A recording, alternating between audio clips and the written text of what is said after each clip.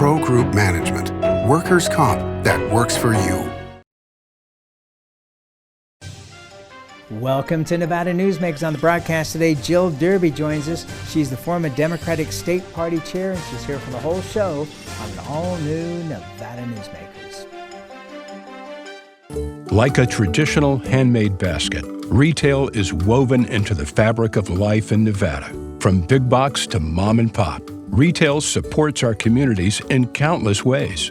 Jobs for the disabled, team uniforms for kids, help for the elderly, and so much more. Retail employs over 1 in 10 workers. Retail supports Nevada, and we support retail. RANNV.org. Pro Group Management offers workers' comp services to a growing number of industries. As businesses grow and change with the times, the need for a solid workers' comp program must be flexible and up to date. The evolving nature of regulations can make staying ahead of complex tasks challenging. But Pro Group Management simplifies the work so your industry can move forward and succeed. Pro Group Management. Workers' comp that works for you. Truck drivers are some of the hardest working people you'll meet, delivering over 70% of America's freight and 92% of Nevada's. When there's a natural disaster, they're delivering critical supplies to help those communities recover and rebuild. Every sector of the economy and our nation's military rely on truck drivers. So let's take a moment to say thank you. On the open road or city streets, our truck drivers are rolling to make our economy and our nation stronger. Trucking moves America forward. This is Nevada Newsmakers with host Sam Shad, a no-holds-barred political forum. Now, from the Nevada Newsmakers broadcast headquarters, here is Sam Shad. And back on Nevada Newsmakers, we're always pleased to welcome back to the program Jill Derby. She's the former Democratic State Party Chair. We're taping this on the morning of November 18, so people have a time frame. Always a pleasure to have you back on the program. It's always a pleasure to be here. All right, so your thoughts on the election and post-election thoughts so far? That's a broad topic. What do I want to say about the election? Let me start with the pluses. The good news is that the turnout was extraordinary. More youth voted than any other time. More first-time voters than any time. And the election itself, the mechanics of it, ran very smoothly. And state election officials in Nevada, Barbara Sagaski on down, and across the country responded really competently and professionally. So I think we can feel really good about it. Everybody was nervous about how's this election going to go. And there just didn't seem to be any flaws. Now, that's the good news. The bad news is the damage done to democratic institutions when a president who's clearly lost an election refuses to concede. Not that there isn't mechanism for recounts when it's a close election and so forth. But there's a lot at stake at the national and international level in a president not conceding and allowing for a smooth transition into the next administration, because it takes a lot to ramp up a whole government. And particularly on the national security front, there's been a lot written about that, Sam. And that's a very big worry to our democratic institutions. But other than that, the politics of it tell us a lot. It was so interesting that for the Democrats, Joe Biden won clearly, although it's clear the country's still divided. It's clear that the down ballot expectations that Democrats had didn't materialize. And in fact, the Republicans had major gains. So, some of their leaders have urged that let's take a victory lap over the good that we did and accept the defeat at the top. That isn't what the current outgoing president has chosen to do. And that's created a lot of uncertainty. So, it's a broad topic, but has there been damage to our democracy that was already looking a little fragile? Yeah, no kidding. But the good news is that the election really ran very smoothly and professionally, and I think we can feel good about that. All right, so let me play devil's advocate here and say that I think that the country is strong enough, and our mechanisms of government are strong enough, and the Constitution is strong enough that whether you're for or against President Trump, you can look at, going forward, that the country will survive. It has survived through so many other things. And we saw with Bush versus Gore, there was a great delay in the timing of the transition because until the Supreme Court intervened and made their resolution. I don't see at this point, and you can correct me if I'm wrong, that there are enemies at our border waiting to rush across because there's concern about the election and that we don't know what we're doing. It doesn't seem to me to be that at all. Enemies at our borders, no. But the truth is that what we're learning is how much time and effort and just enterprise on the part of so many people a transition of government takes. And I think a country is hurt by, for instance, a lot of people are talking about the national security implications of this. The refusal of a Trump appointee to allow for the funds that support a transition to go forward. I mean, that seems like 3-year-old behavior. That is like, why do that? Why do that? Okay, because right. The election isn't being contested really, Sam. I mean, the president has thrown a kind of a tantrum about it. But you look at the electoral map, and he lost the election.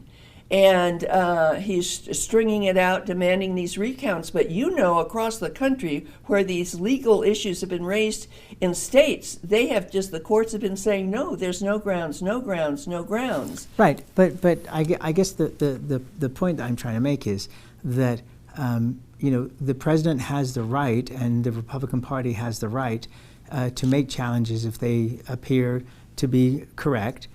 If this was a Democrat challenging the Republicans, I don't know that you would be as against that if there was any chance that there might be an opportunity to overturn the election or to put it into a different direction.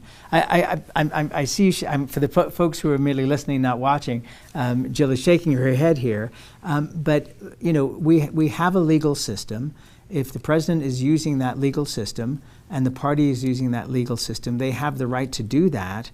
And the country is not going to fall apart between now and the middle of January on Inauguration Day. And if the challenges fail, then President-elect Biden will become the president on on Inauguration Day. So, I don't see where, and again, I'm playing devil's advocate here, but I'm saying I don't see where, if the legal challenges are appropriate and legal, which obviously a legal challenge would be, and if you want to recount, you have to pay for that recount. How much money does the Trump campaign and the Republican Party want to invest? And it looks like probably not as much as one might think, because a lot of these are being, backed off of. Even the lawyers that have been taking these challenges to courts now are not trying to make a claim of fraud at all, because there's just no case for it. And state after state after state, that they're being thrown out, Sam. The issue is, you started off by saying that our democracy is strong and our institutions will prevail and we're not at any risk. I'm going to challenge you on that. I think that our democracy is looking pretty fragile at this point. In what way? And it's because so much of a democracy depends on the norms, and that the norms are followed. And clearly the norm is that when a president clearly loses, he concedes. And that's, just not happening.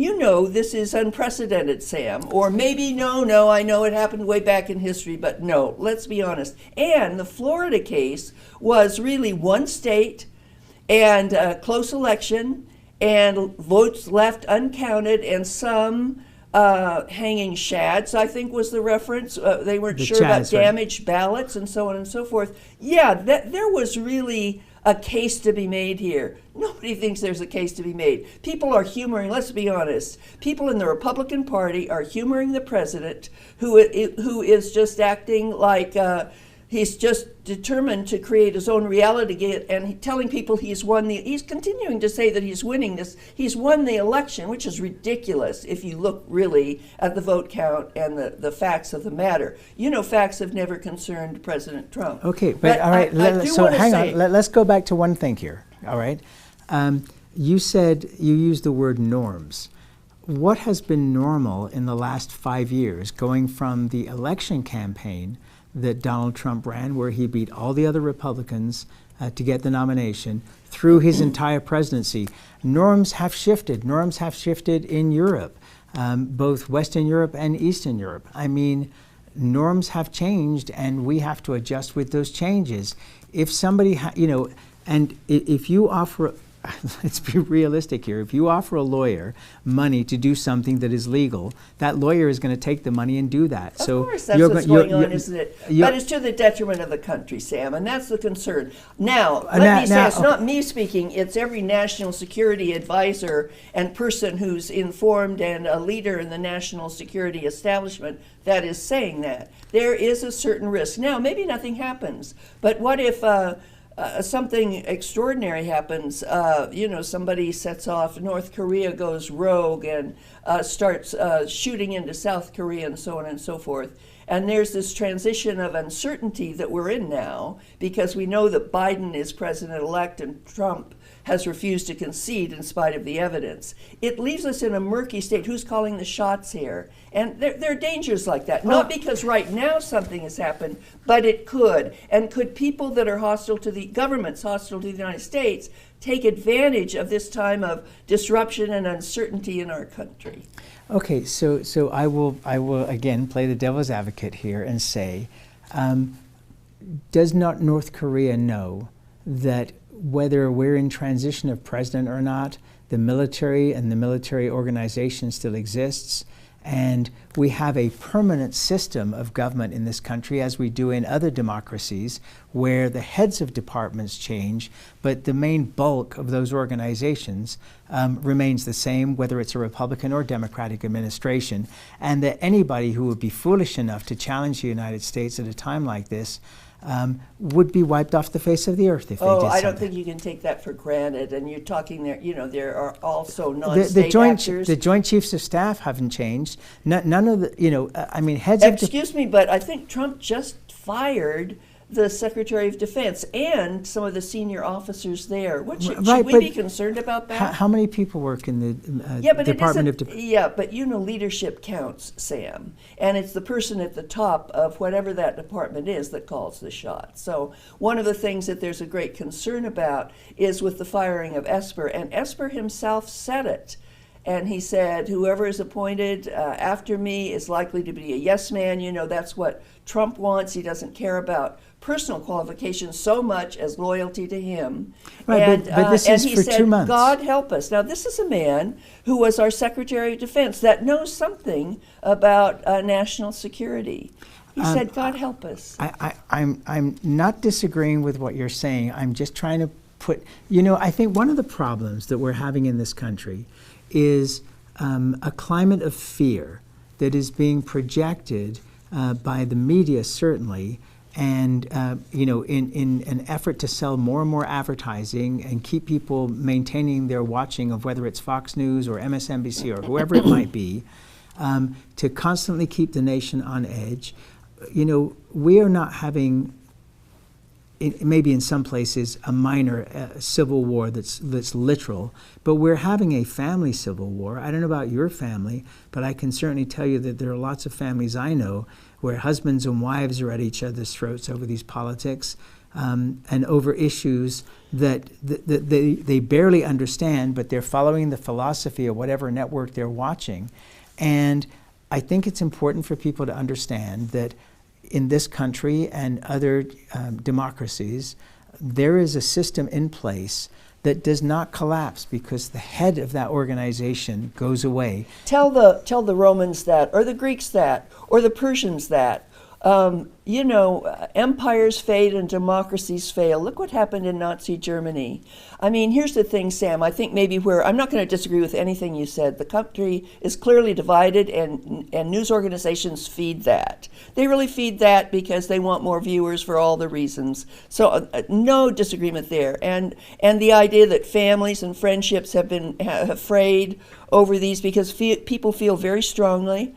And on one side, people are very fearful for our democracy, but I'd say maybe on the other side they are as well for different kinds of reasons. And so, fear, and I think that's one of the things that happened in this election, was Trump really spoke to those kind of fears.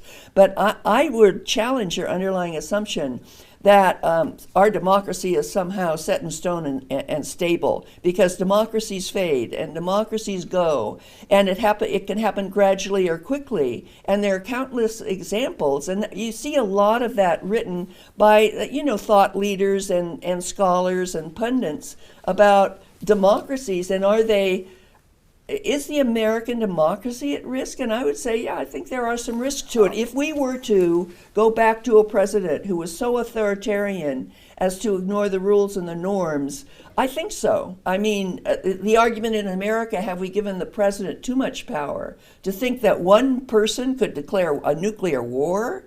That's really frightening, and I think there'll be a lot of attention paid to things like that. Do we have a balance between the executive, the legislative, and the judicial branches that our framers called for? And I think it's out of whack, and it's put democracy at risk. On the other hand, and there is another hand, 77 million people voted for Joe Biden, 72 million people voted for President Trump. I think this tells you a lot that democracy, that there's been more democracy in terms of voting than we have ever seen before. But democracy is more than just voting. I mean, look who understand that. voted for Hitler in Nazi Germany, if you study that history back in 1933. There's been a lot of attention. It's what happened to Germany, that all of a sudden they went into this Nazism and authoritarianism. And so it happens, and Nazi Germany is a good example of it. He got most of the votes, Hitler did. Okay, on that note, let us take a break. We're going to make a little money to pay for this, and then we'll be right back.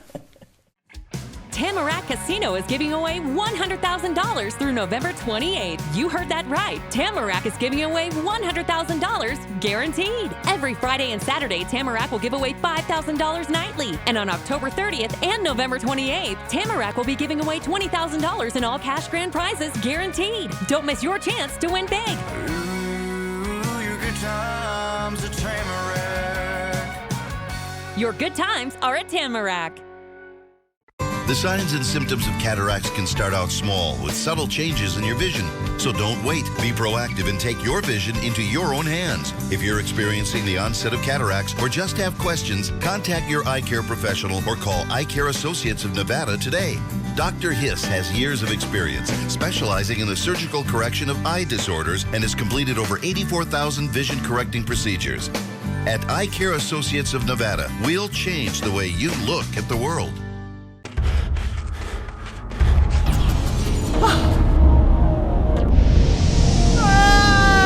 Hey, Dad? Are you learning? This place is great. Huh? You gotta try this. Wow, this stuff is great. People are gonna love it. Yes. Yes, they will.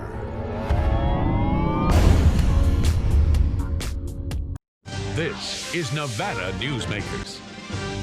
And back on Nevada Newsmakers, if we could just get Jill Derby fired up here, it would be a great to know. I'm just kidding you here.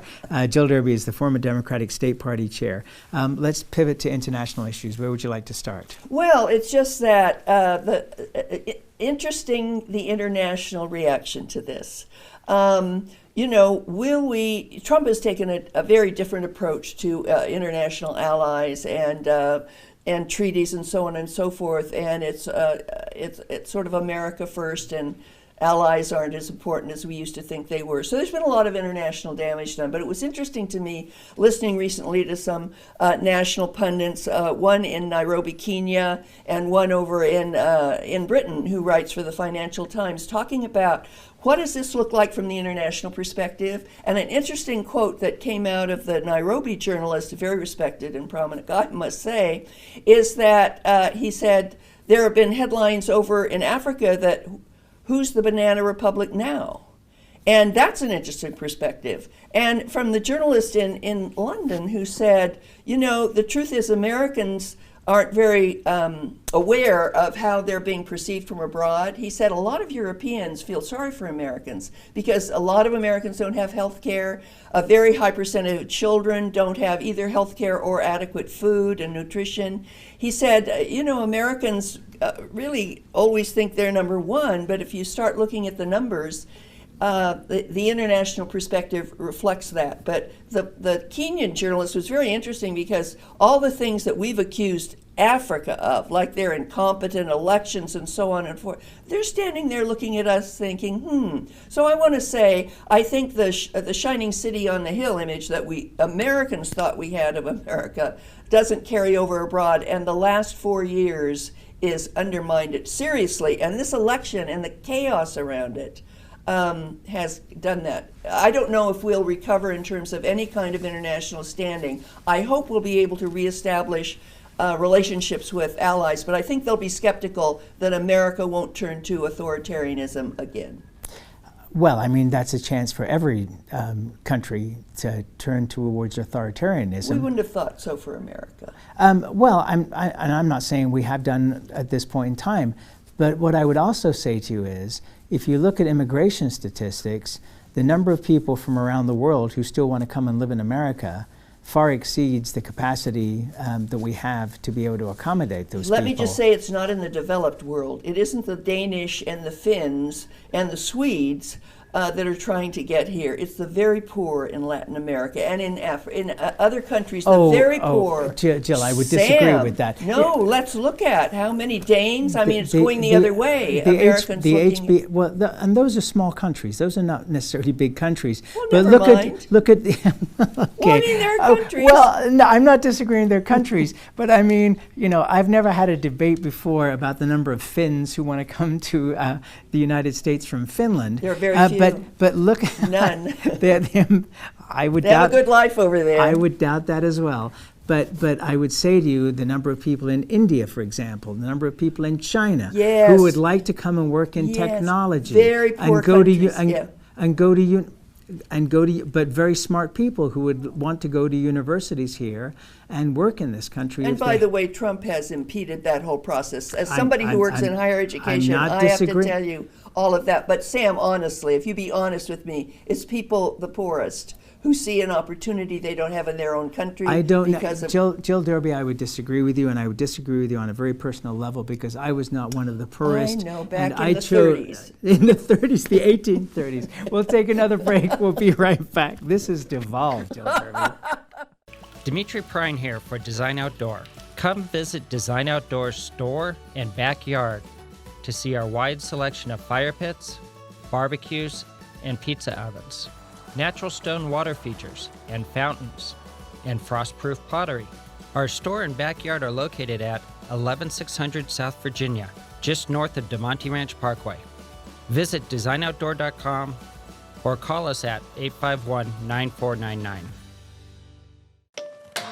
Can't do it. Stupid, like my mom. We can't do anything at Mommy's because you won't pay child support. Dad said you cheated, and he's not even sure he's my dad. Mommy said you left both of us, so she isn't gonna let me see you. I look just like my father.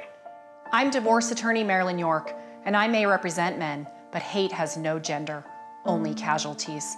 Please, stop sacrificing your children in your war against your ex. Hi, I'm Dave Newman. Remember me? I used to be the house detective, and now I'm a realtor, full-time at RE/MAX Realty Affiliates. And a lot of people ask me, how's the market? You know what? It's fantastic. If you're even kicking around the idea of buying or selling, give me a call. Let's talk about it. Call me at RE/MAX Realty Affiliates and just ask for the guy who used to be the house detective, Dave Newman. Everyone is talking about opioids, but they're not the only drugs that can be harmful if taken in large quantities or not as prescribed. You also need to be aware of side effects from anxiety drugs, muscle relaxants, sleep aids, and stimulants. Mixing prescription drugs with other drugs or alcohol can be dangerous. If you take Ambien with a glass of wine, it may be enough to stop you from breathing. Prescribed drugs can be just as dangerous as illegal drugs. Take medications only as directed. This is Nevada Newsmakers. And back on Nevada Newsmakers with an on-fire Jill Derby. United Arab Emirates and Sudan coming to peace with Israel, and direct flights now from UAE to Israel. Was this not a good thing? Oh, of course it was a good thing. And I think we can look at those growing alliances as a good thing. What remains festering is the issue of the Palestinians. And I think when we look at what a Biden administration will bring, we didn't get a chance to talk about that, but I think they'll bring different attitudes about that. You know, Netanyahu's kind of a Trump look-alike in many ways, and the Palestinian issue has been pushed under the table. It will fester, and I think the Biden administration will be looking at all our policies in the Middle East to see what needs to be done to bring us to a better situation with looking into the future, bringing stability. Okay, and so peace. hang on. Really quick question then. A yes or no really answer on this.